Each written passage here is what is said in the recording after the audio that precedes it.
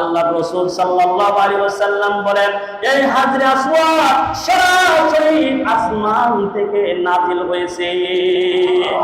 আর জোরে বলেন সুবহানাল্লাহ। আসমান থেকে এই হাজরে আসওয়াদ নাজিল হয়েছে। হাজরুন মানে পাথর, আসওয়াদ মানে কালো, তার মানে কালো পাথরটা যেখানে হাজিরা দিয়া চুম্মা দেয়, ইশারা করে। সুবহানাল্লাহ। এটা আল্লাহ পাকের নিদর্শন, এটা আল্লাহ পাকের নিদর্শন।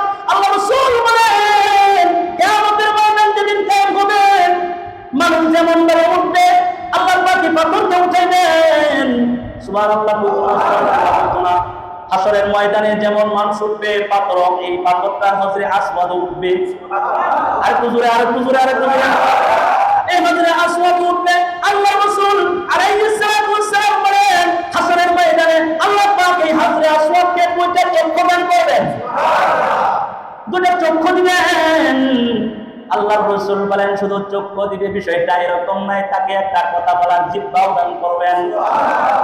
সে ওই চক্ষু দিয়া সে দেখবে আর জবান দিয়া সে কথা বলবে।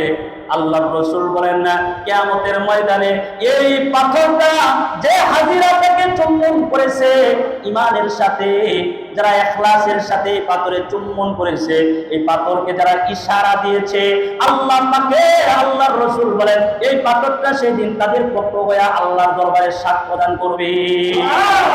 পাথর সাক্ষী দিবে, পাথর বলবে, আল্লাহ ওই চুমা দিছিল তোমার ঘরে এসে। সুবহানাল্লাহ। পাথরের জবান খুলবে, পাথরের চক্ষু খুলে যাবে। কে খুলবেন? কে? আল্লাহ চাইলে সম্ভব কি সম্ভব না? আল্লাহ চাইলে সম্ভব।